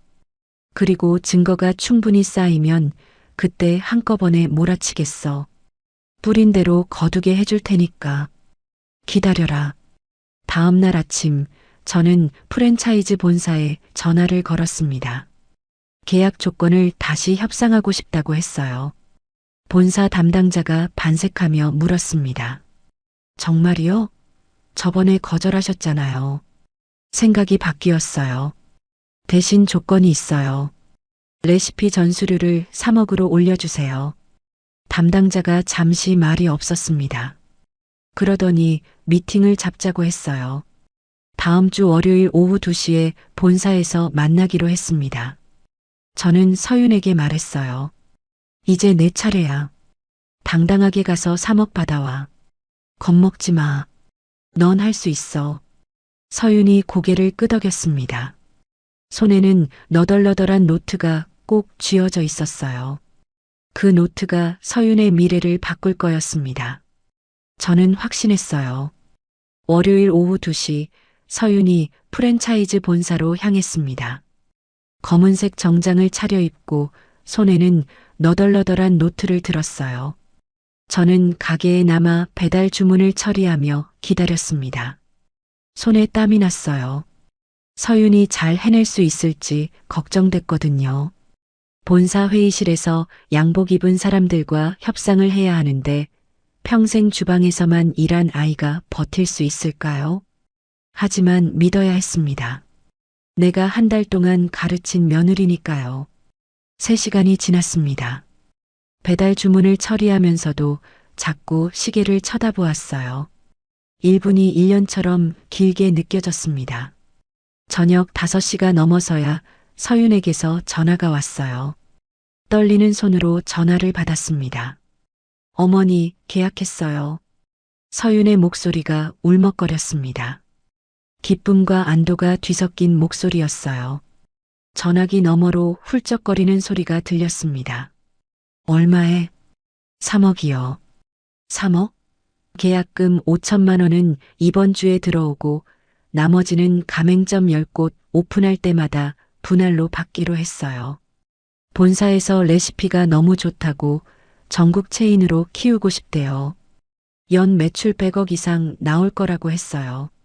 저는 그 자리에 주저앉았습니다. 다리에 힘이 풀렸어요. 30년 동안 새벽부터 밤까지 땀 흘리며 쌓아온 제 노하우가 3억의 가치를 인정받은 거였습니다. 눈시울이 뜨거워졌어요. 콧등이 시큰거렸습니다. 잘했다, 서윤아. 내가 해낸 거야. 아니에요, 어머니. 어머니가 다 가르쳐 주신 거예요. 제가 뭘 했겠어요. 본사 사람들이 레시피 보더니 입을 다물지 못하더라고요. 이런 체계적인 비법서는 처음 본다고요. 서윤이 울었습니다. 저도 눈물을 흘렸습니다. 기쁜 눈물이었어요. 평생 주방에서 흘린 땀이 헛되지 않았다는 걸 확인한 순간이었습니다. 그날 밤 서윤이 계약서를 들고 돌아왔습니다. 정식 계약서에 도장이 찍혀 있었어요. 서윤의 이름이 선명하게 적혀 있었습니다. 레시피 사용권 양도 계약서, 계약금 5천만 원, 로열티 매출의 3%. 저는 그 계약서를 한참 동안 바라보았어요. 제 며느리가 사업가가 된 거였습니다. 우리는 그날 밤 삼겹살을 구워 먹었습니다. 막내 아들도 함께였어요. 좁은 반지하 방에서 고기 굽는 냄새가 퍼졌습니다. 연기가 자욱했지만 아무도 불평하지 않았어요. 막내 아들이 소주를 따르며 말했습니다. 어머니, 이제 좋은 데로 이사 가요. 반지하는 습해서 관절에 안 좋아요. 저는 고개를 저었습니다. 아직이야. 할 일이 남았어. 오랜만에 행복한 저녁이었어요. 하지만 마음 한구석에서는 불안이 가시지 않았습니다. 미란이 이 소식을 들으면 가만 있지 않을 테니까요. 3억이라는 돈 냄새를 맡으면 저 여자가 어떻게 나올지 뻔했어요. 예감은 틀리지 않았습니다. 사흘 후 큰아들에게서 전화가 왔어요. 오랜만이었습니다. 반포 아파트에서 새벽에 쫓겨난 후로 연락이 없었거든요. 2달 만에 전화였습니다. 저는 일부러 치매 연기를 하며 전화를 받았어요. 어머니, 저예요. 큰아들이요. 누구라고? 저는 멍한 목소리로 되물었습니다. 어머니, 정신 차리세요. 저 민수예요. 큰아들이요. 민수가 누구야? 우리 집에 민수라는 애가 있었나? 큰아들이 한숨을 쉬었습니다. 전화기 너머로 짜증이 느껴졌어요. 그러더니 본론을 꺼냈습니다. 어머니, 막내네가 프랜차이즈 계약했다면서요? 3억 받았다고요? 역시 미란이 알아낸 거였습니다. 어떻게 알았는지 모르겠지만 저 여자는 귀신같이 돈 냄새를 맡았어요. 프랜차이즈 업계에 아는 사람이 있는 건지 아니면 서윤을 미행한 건지. 뭔 소리야? 나는 몰라. 머리가 아파서 아무것도 모르겠어. 저는 최대한 정신없는 척했습니다. 어머니, 그 돈 어머니 레시피로 번 거잖아요. 어머니 재산이에요. 유산으로 나눠야죠. 장남인 저도 몫이 있어요. 반은 제 거예요. 큰아들의 목소리가 달라졌습니다. 처음에 걱정하는 척하던 말투가 사라지고 노골적인 욕심이 드러났어요. 저는 속으로 한숨을 쉬었습니다. 역시 미란이 시킨 대로 하는 거였어요. 그 어미의 그 며느리라더니 내 아들까지 똑같이 만들어놨구나. 나는 아무것도 몰라. 머리가 아파. 끊을게. 저는 전화를 끊었습니다. 그리고 폴더폰의 녹음 파일을 확인했어요. 통화 내용이 고스란히 녹음되어 있었습니다. 장남도 몫이 있다는 말, 유산으로 나눠야 한다는 말. 또 하나의 증거가 쌓인 거였어요. 이틀 후 미란이 직접 찾아왔습니다.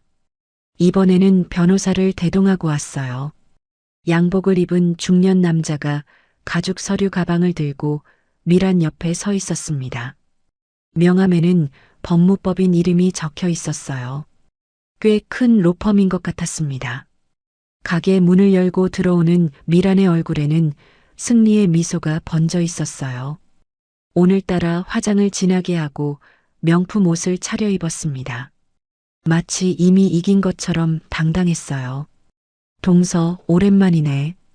미란이 여유롭게 말했습니다. 서윤의 얼굴이 굳었어요. 형님, 무슨 일이세요? 무슨 일이긴. 축하하러 왔지. 3억짜리 계약했다며? 대단하네. 반지하에서 3억이라니. 미란의 말투가 비꼬는 듯 했습니다. 입꼬리가 올라갔어요. 그녀가 변호사를 가리켰습니다. 근데 말이야, 그 계약 무효야. 이분이 설명해 줄 거야. 변호사가 서류 가방에서 서류를 꺼냈습니다. 제목이 선명했어요. 유산 상속 가처분 신청서. 저는 눈을 가늘게 떴습니다. 이런 수를 쓸 줄은 예상 못했어요. 장숙자 씨의 레시피는 고인의 유산에 해당합니다. 고인과 함께 식당을 운영하며 만든 레시피이므로 공동재산으로 간주됩니다. 배우자와 자녀들에게 균등하게 상속되어야 합니다. 따라서 이 레시피로 체결한 계약의 수익금도 상속재산에 포함됩니다. 변호사가 딱딱한 목소리로 읊었습니다. 법률 용어가 빼곡한 서류를 서윤 앞에 내밀었어요. 서윤의 얼굴이 하얗게 질렸습니다. 저도 순간 당황했어요. 형님, 이건 어머니가 저한테 주신 거예요. 유산하고 상관없어요. 서윤이 떨리는 목소리로 말했습니다. 어머니가 줬다고? 어머니 치매잖아. 치매 환자가 한 증여는 법적 효력이 없어. 의사결정 능력이 없으니까. 병원 진단서 떼면 무효 선언 가능해. 미란이 비웃었습니다. 그녀의 눈이 차갑게 빛났어요. 게다가 어머니 재산은 빚쟁이들한테 다 넘어갔잖아. 그 빚 갚으려면 이 계약금도 압류해야 해. 미란이 승리에 도취된 표정을 지었습니다. 완벽한 덫이었어요. 재침의 연기와 가짜 빚 서류가 오히려 발목을 잡는 상황이었습니다. 변호사가 서류를 서윤 앞에 내밀었어요. 일주일 안에 답변 안 하시면 법적 조치 들어갑니다. 계약금 전액을 상속 재산으로 환수할 겁니다. 미란과 변호사가 나갔습니다. 하이힐 소리가 멀어졌어요. 문이 닫히고 가게 안이 조용해졌습니다. 서윤이 그 자리에 주저앉았어요. 어머니, 어떡해요? 3억 다 뺏기는 거예요? 이게 다 제 탓이에요. 제가 욕심을 부렸어요. 서윤의 눈에서 눈물이 흘러내렸습니다. 어깨가 떨렸어요. 손으로 얼굴을 가리고 흐느꼈습니다. 저는 천천히 몸을 일으켰어요. 멍하던 눈빛이 날카롭게 변했습니다. 연기를 멈추고 서윤의 어깨를 잡았어요.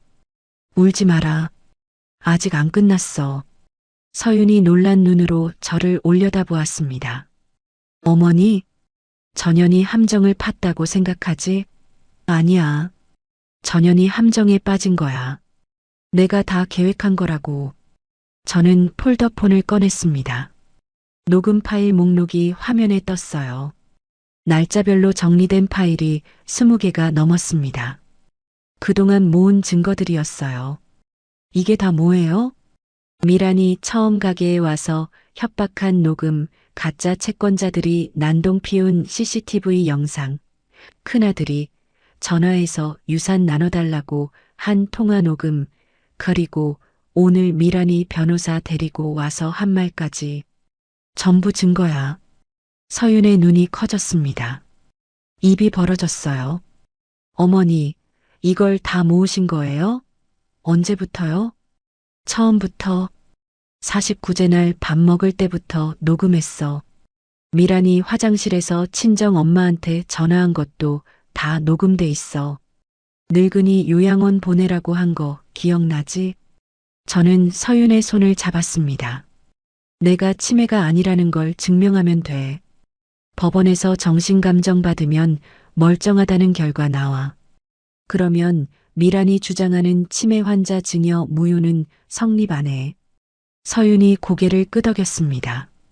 눈물을 닦으며 물었어요. 근데 어머니, 가짜 빚은요? 그것도 문제 아니에요? 그것도 다 계획이야. 빚이 가짜라는 걸 증명하면 돼. 내가 만든 서류니까 내가 가짜라고 하면 끝이야. 그리고 미란이 그 가짜 빚을 이용해서 가짜 채권자까지 보냈잖아. 그게 사기죄, 협박죄, 공갈미수야. 줄줄이 범죄야. 저는 스마트폰을 꺼내 CCTV 앱을 열었습니다. 가짜 채권자들이 가게를 망친 영상을 틀었어요. 서윤이 영상을 보며 주먹을 불끈 쥐었습니다. 이 사람들 얼굴 다 나왔네요. 그래. 경찰에 신고하면 금방 잡혀. 그리고 누가 시켰는지 실토할 거야. 미란이 빠져나갈 구멍이 없어. 저는 변호사에게 전화를 걸었습니다. 신호음이 2번 울리고 연결됐어요. 선생님, 저예요. 상황이 급해졌어요. 상대방이 유산상속 가처분 신청을 걸어왔어요. 변호사가 침착하게 물었습니다. 증거는 다 모으셨어요? 네. 녹음 파일 20개, CCTV 영상 3개, 문자 내역까지 전부 있어요. 충분합니다. 맞소송 준비하죠. 협박, 공갈미수, 재물손괴, 명예훼손까지 전부 걸 수 있어요. 그리고 치매 아니라는 정신감정서 받아두세요. 결정적인 증거가 될 겁니다. 저는 전화를 끊고 서윤을 바라보았습니다. 일주일이면 충분해. 정신감정 받고 증거 정리하고 맞소송 준비하면 돼. 서윤이 고개를 끄덕였습니다. 눈빛이 달라졌어요. 두려움 대신 결의가 담겨 있었습니다. 저는 창밖을 바라보았습니다.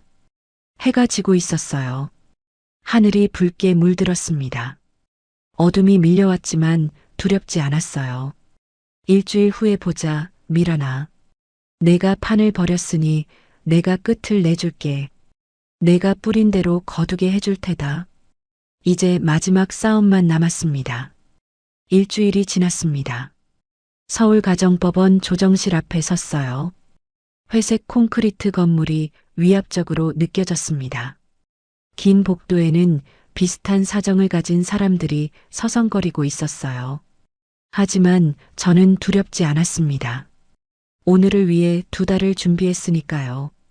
손에는 두꺼운 서류 봉투가 들려 있었습니다. 그 안에는 미란을 무너뜨릴 모든 증거가 담겨 있었어요. 녹음 파일 20개, CCTV 영상 3개, 경찰 조서, 정신감 정서까지 완벽한 무기들이었습니다. 서윤이 제 옆에 섰습니다. 긴장한 얼굴이었어요. 손을 꼭 쥐고 있었습니다. 저는 서윤의 손을 잡아주었어요. 차가웠습니다. 걱정 마라. 오늘로 끝이야. 내가 한 일은 아무것도 없어. 그냥 옆에 있어주면 돼. 조정실 문이 열렸습니다. 안으로 들어가니 긴 테이블이 놓여 있었어요. 벽에는 태극기와 법원 문장이 걸려 있었습니다. 형광등 불빛이 차갑게 내려쬐었어요. 한쪽에는 미란과 큰아들, 그리고 그들의 변호사가 앉아 있었습니다. 미란은 검은 정장을 입고 있었어요. 목에는 진주 목걸이가 걸려 있었고 손에는 명품 시계가 빛났습니다. 얼굴에는 승리를 확신하는 미소가 번져 있었어요. 저를 보자 코웃음을 쳤습니다. 어머니, 오셨어요? 오늘은 정신이 좀 드세요? 여기가 어딘지는 아세요? 미란이 비아냥거렸습니다. 목소리가 달콤하게 들렸지만 눈빛은 차가웠어요. 저는 대답하지 않고 반대편 자리에 앉았습니다. 제 변호사가 옆에 섰어요. 조정위원이 들어왔습니다. 50대 중반쯤 되어 보이는 여자였어요. 안경 너머로 양측을 번갈아 쳐다보았습니다. 오늘 조정 안건은 고 장철수 씨의 유산 상속에 관한 분쟁입니다. 신청인 측에서 먼저 말씀해 주세요. 미란의 변호사가 일어났습니다. 서류를 펼치며 말했어요. 피신청인 장숙자 씨는 치매 초기 증상이 있습니다. 이런 상태에서 며느리 이서윤 씨에게 레시피를 증여한 것은 법적 효력이 없습니다. 또한 해당 레시피는 고인과 함께 만든 공동재산이므로 상속 재산에 포함되어야 합니다. 변호사가 장황하게 설명했습니다. 미란이 옆에서 고개를 끄덕이며 맞장구 쳤어요. 마치 이미 이긴 것처럼 여유로운 표정이었습니다. 제 차례가 왔습니다.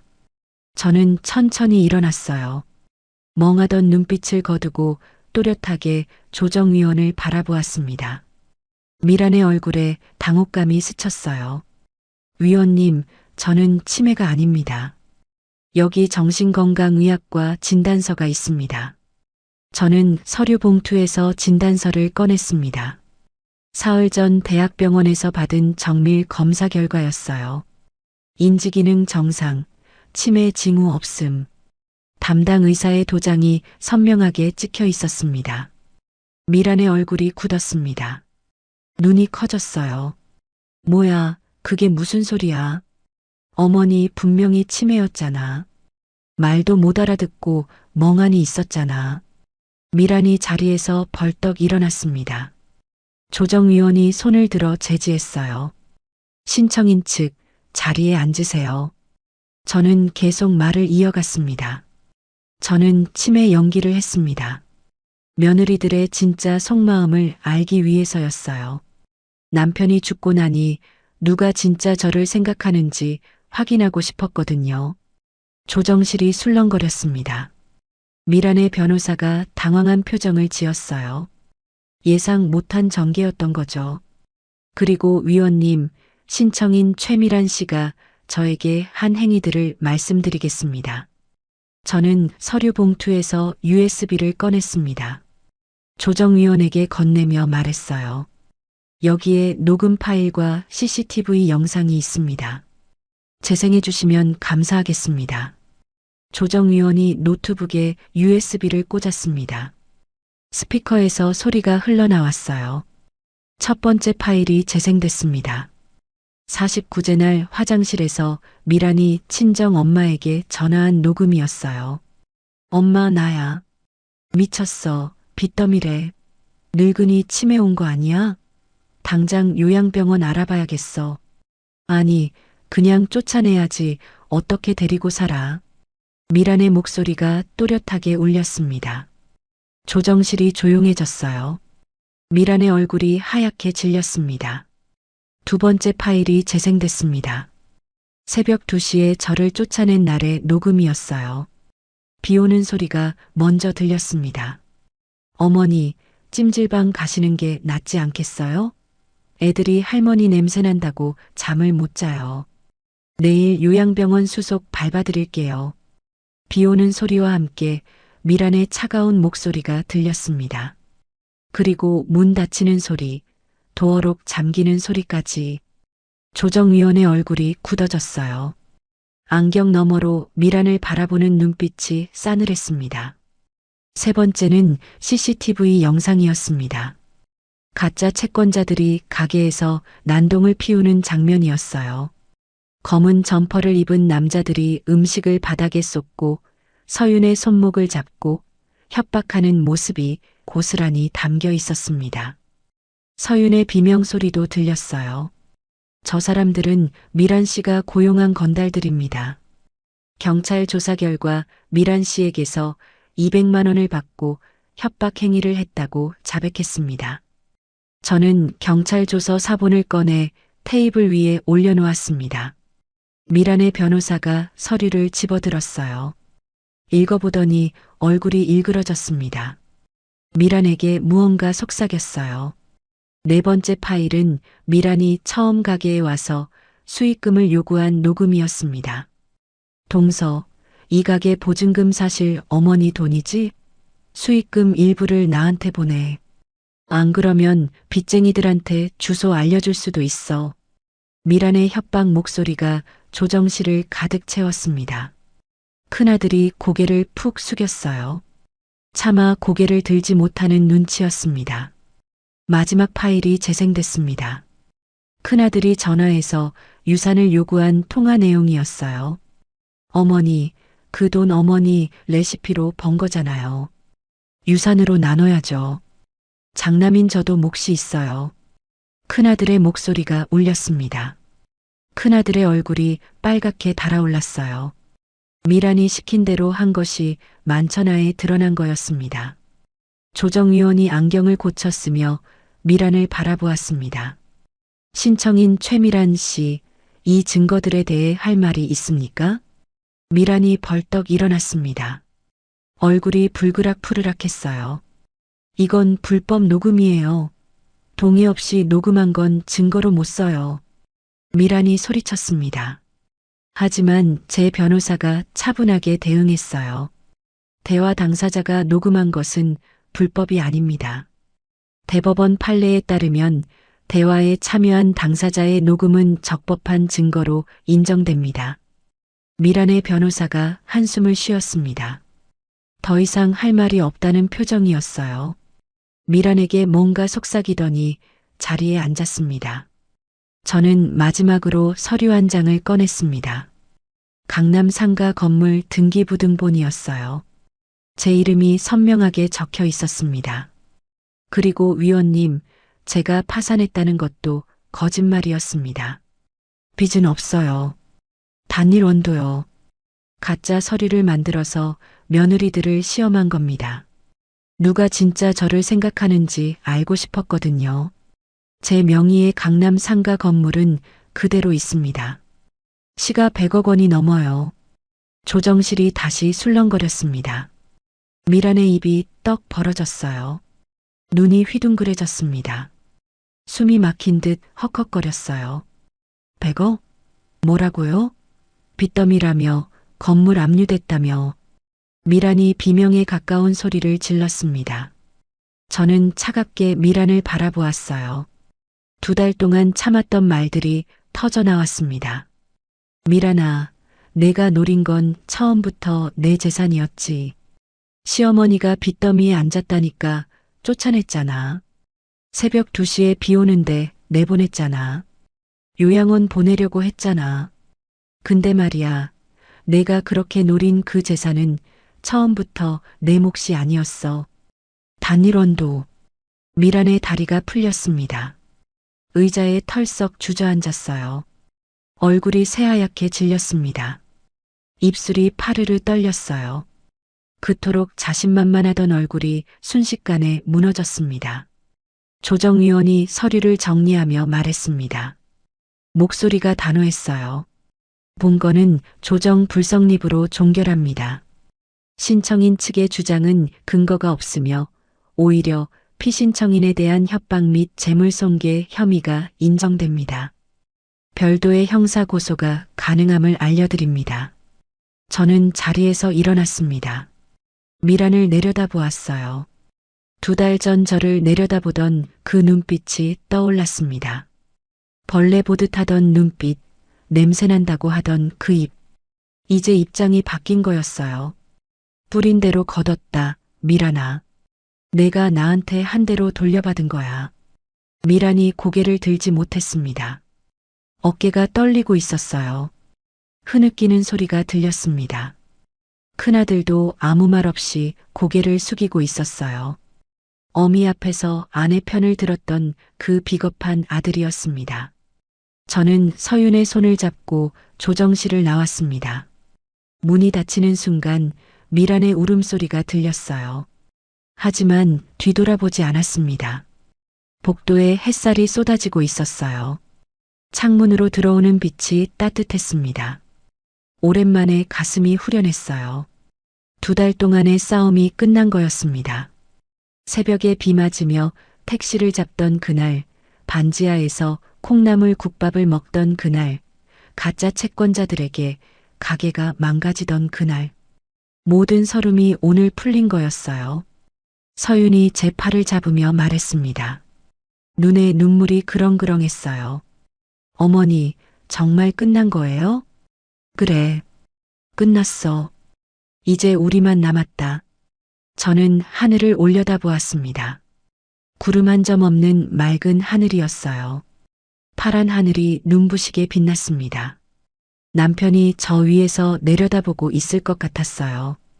당신이 남긴 재산, 제대로 된 사람에게 물려줄게요.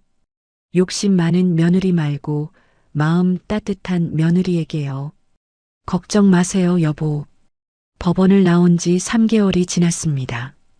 계절이 바뀌어 따뜻한 봄이 왔어요. 벚꽃이 만개한 거리를 걸으며 지난 시간을 되돌아보았습니다.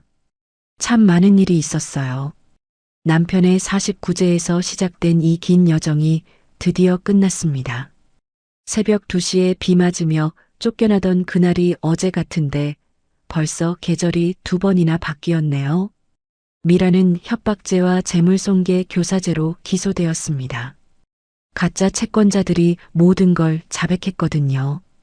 200만 원 받고 협박하러 갔다고, 미란이 시켰다고, 가게 부수라고 했다고. 3명 모두 같은 진술을 했어요. 미란의 변호사도 손을 들었습니다. 녹음 파일 20개, CCTV 영상 3개, 경찰 조서까지. 증거가 너무 명확했거든요. 빠져나갈 구멍이 없었어요. 결국 미라는 징역 1년에 집행유예 2년을 선고받았습니다. 전과자가 된 거였어요. 법정에서 판결을 듣는 미란의 얼굴이 아직도 눈에 선합니다. 새하얗게 질린 얼굴, 벌벌 떨리는 입술, 멍하니 뜬 눈. 그토록 자랑하던 명품 가방과 검은색 벤츠는 다 팔아야 했어요. 변호사 비용과 합의금을 마련하느라요. 반포 아파트도 전세로 내려야 했다고 들었습니다. 그 넓은 거실에서 저한테 물밥을 주던 여자가 이제는 투룸 아파트에 산대요. 세상 일은 모르는 거였습니다. 큰아들은 미란과 이혼했습니다. 법원에서 나온 지 한 달 만이었어요. 사실 오래전부터 사이가 안 좋았대요. 미란이 제 재산만 노리고 있다는 걸 알고 있었지만 아내가 무서워서 말을 못했다고 했습니다. 새벽에 저를 쫓아낼 때도 알고 있었지만 나서지 못했다고요. 안방에 숨어서 다 듣고 있었대요. 비겁한 변명이었어요. 하지만 저는 더 이상 큰아들을 원망하지 않기로 했습니다. 미워해봤자 제 마음만 상하니까요.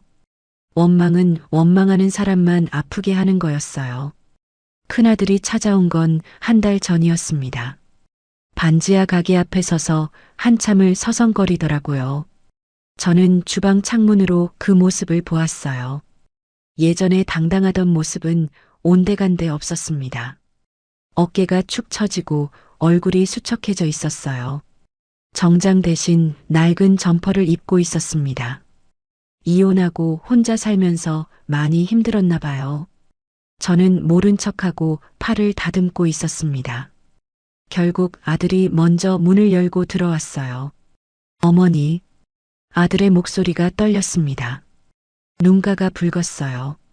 밤새 울었는지 눈이 퉁퉁 부어 있었습니다. 저는 팔을 다듬던 손을 멈추지 않았어요. 왜 왔어? 죄송합니다. 제가 잘못했어요. 어머니를 지키지 못했어요. 아내가 무서워서 아무 말도 못했어요. 비겁했어요. 아들이 무릎을 꿇었습니다. 딱딱한 시멘트 바닥에 무릎을 꿇고 이마를 땅에 대고 절을 했어요. 어깨가 들썩거렸습니다. 울고 있었어요. 콧물 소리가 들렸습니다. 저는 한참 동안 아들을 바라보았습니다. 화가 나기도 하고 측은하기도 했어요. 내가 낳아서 전 물리고 키운 아들이었습니다. 밤새 업고 병원을 다녔던 아이였어요. 열이 올라 헛소리할 때 밤새 이마를 닦아줬던 아이였습니다. 언제 이렇게 비겁한 어른이 됐을까요? 어디서부터 잘못된 걸까요? 일어나라. 저는 낮은 목소리로 말했습니다. 아들이 고개를 들었어요. 눈물 콧물 범벅이었습니다. 50이 넘은 어른이 어린애처럼 울고 있었어요. 용서는 안 해. 하지만 원망도 안 할 거야. 내 인생은 내가 사는 거니까. 다시는 남의 말에 휘둘리지 마라. 내 판단으로 살아. 그게 내 어미가 해줄 수 있는 마지막 말이야. 아들이 고개를 끄덕였습니다. 한참을 울다가 문을 열고 나갔어요. 뒷모습이 쓸쓸해 보였습니다. 어깨가 축 처진 채 골목을 걸어가는 모습을 한참 동안 지켜보았어요. 저는 다시 팔을 다듬기 시작했습니다. 가슴 한구석이 아렸지만 이제 그만 놓아주기로 했습니다. 부모 자식 간에도 거리가 필요할 때가 있는 법이었어요. 언젠가 아들이 제대로 된 어른이 되면 다시 만날 수 있겠죠. 서윤네 분식은 프랜차이즈 1호점이 되었습니다. 강남 압구정동에 첫 번째 가맹점이 열렸어요. 50평짜리 깔끔한 매장이었습니다. 하얀 타일 바닥에 나무 테이블, 벽에는 제가 요리하는 사진이 크게 걸려 있었어요. 개업식 날, 저와 서윤은 나란히 가게 앞에 섰습니다. 빨간 현수막에는 할매네 떡볶이라고 적혀 있었습니다. 제 레시피를 기반으로 한 브랜드였어요. 화환이 줄지어 서 있었고 풍선이 바람에 흔들렸습니다. 어머니, 감사해요. 이 모든 게 어머니 덕분이에요. 어머니 아니었으면 저는 아직도 반지하에서 적자 내고 있었을 거예요. 서윤이 제 손을 잡았습니다. 손이 거칠었어요. 3개월 동안 새벽부터 밤까지 일한 손이었습니다. 갈라진 손가락, 굳은 살이 박인 손바닥. 저는 그 손을 꼭 쥐어주었어요. 내가 한 거야. 난 레시피만 줬을 뿐이야. 내가 밤잠 안 자고 뛴 거잖아. 본사 미팅도 내가 했고, 인테리어도 내가 골랐잖아. 개업식에는 동네 사람들이 많이 왔습니다. 무료 시식회를 열었거든요. 줄이 매장 밖까지 늘어섰어요. 오전 11시부터 오후 3시까지 쉬지 않고 사람들이 왔습니다. 떡볶이 1000인분을 준비했는데 2시간 만에 동이 났어요. 사람들이 떡볶이를 먹으며 엄지를 치켜 세웠습니다. 맛있다. 옛날 맛이 난다. 어릴 때 먹던 분식집 맛이다. 추억의 맛이야. 할머니 손맛이 느껴진다. 이런 맛 오랜만이다. 저는 그 모습을 보며 뿌듯했습니다. 30년 동안 쌓아온 제 인생이 인정받는 순간이었어요. 새벽마다 육수를 끓이고 파를 썰던 시간들이 헛되지 않았습니다. 일주일 후 저는 서윤을 공증사무소로 데려갔습니다. 미리 준비해둔 서류가 있었거든요. 변호사와 상의해서 만든 서류였습니다. 서윤은 영문도 모르고 따라왔어요. 어머니, 여긴 왜 온 거예요? 무슨 서류예요? 앉아라. 사인할 거 있어. 공증인이 서류를 펼쳤습니다. 증여계약서였어요. 강남 상가 건물 지분 50%를 서윤에게 증여한다는 내용이었습니다. 시가로 50억 원이 넘는 금액이었어요. 서윤의 눈이 휘둥그레졌습니다. 입이 떡 벌어졌어요.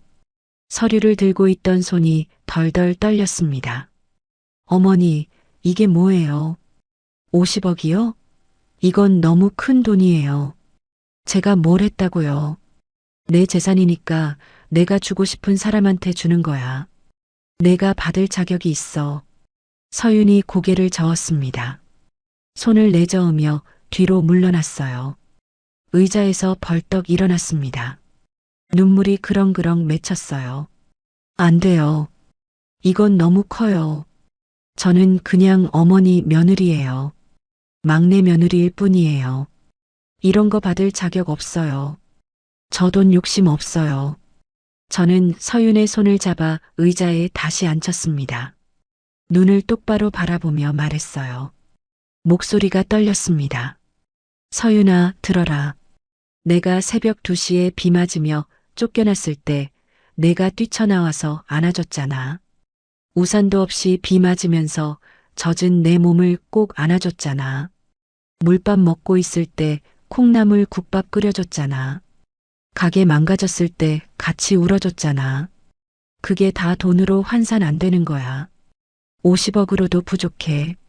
서윤의 눈에서 눈물이 흘러내렸습니다. 입술을 깨물며 울었어요. 어깨가 들썩거렸습니다.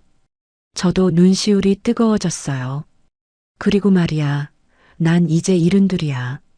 언제 갈지 몰라. 내가 죽고 나서 또 싸움 붙으면 안 되잖아. 미란 같은 년이 또 나타날 수도 있고, 살아있을 때 정리하는 거야.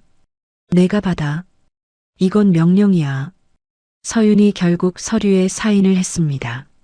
손이 떨려서 글씨가 삐뚤빼뚤했어요. 공증인이 도장을 찍었습니다. 이제 법적으로 서윤은 50억 원의 자산가가 된 거였어요. 나머지 50%는 장학재단을 만들어 기부하기로 했습니다. 가난해서 공부 못하는 아이들을 돕는 재단이었어요. 이름은 철수장학재단으로 지었습니다. 제 남편 이름이었어요. 남편도 가난한 집안 출신이었거든요. 어릴 때 학교도 제대로 못 다녔대요. 그래서 살아생전에 항상 그런 아이들을 도와주고 싶다고 했어요. 자기처럼 가난 때문에 꿈을 포기하는 아이가 없었으면 좋겠다고요. 남편의 유언을 이제야 지키는 거였습니다. 첫 번째 장학생으로 10명을 선발했어요. 아이들의 밝은 얼굴을 보니 남편도 하늘에서 웃고 있을 것 같았습니다. 봄바람이 불었습니다. 벚꽃잎이 흩날렸어요. 분홍빛 꽃잎이 어깨 위에 내려앉았습니다. 저는 서윤과 나란히 거리를 걸었습니다. 이제 반지하가 아니라 양지바른 아파트에서 살고 있었어요. 막내 아들 가족과 함께요. 20평짜리 아파트였지만 충분했습니다. 아침마다 햇살이 거실로 쏟아졌어요. 곰팡이 냄새 대신 꽃향기가 났습니다. 어머니, 행복하세요? 서윤이 물었습니다. 저는 하늘을 올려다보았어요. 파란 하늘에 흰 구름이 두둥실 떠 있었습니다. 남편이 저 위에서 내려다보고 있을 것 같았어요. 그래. 행복해. 이제야 행복해. 평생 이렇게 행복한 적이 없었어. 사람은 뿌린 대로 거둡니다. 미라는 욕심을 뿌렸고 망신을 거뒀어요. 서유는 정성을 뿌렸고 복을 거뒀습니다. 저는 30년의 땀을 뿌렸고 따뜻한 노을을 거뒀어요. 저녁 노을이 물들었습니다. 하늘이 붉게 타올랐어요. 온 세상이 금빛으로 물들었습니다. 저는 서윤의 손을 잡고 집으로 향했습니다. 따뜻한 저녁밥이 기다리고 있었어요. 막내 아들이 삼겹살을 굽고 있을 거였습니다. 손자, 손녀들의 웃음소리가 들릴 거예요. 여보, 잘 살고 있어요. 당신이 남긴 재산 좋은 데 썼어요. 걱정 마세요. 저 하늘에서 지켜봐 주세요. 다음에 만나면 자랑할게요. 오늘의 사연 어떠셨나요? 사연이 마음에 닿았다면 더 좋은 사연으로 찾아뵐 수 있도록 구독과 좋아요를 눌러주세요. 그리고 사연의 주인공을 위한 따뜻한 말씀도 댓글로 부탁드립니다. 여러분의 오늘을 응원합니다. 인생 소풍이었습니다.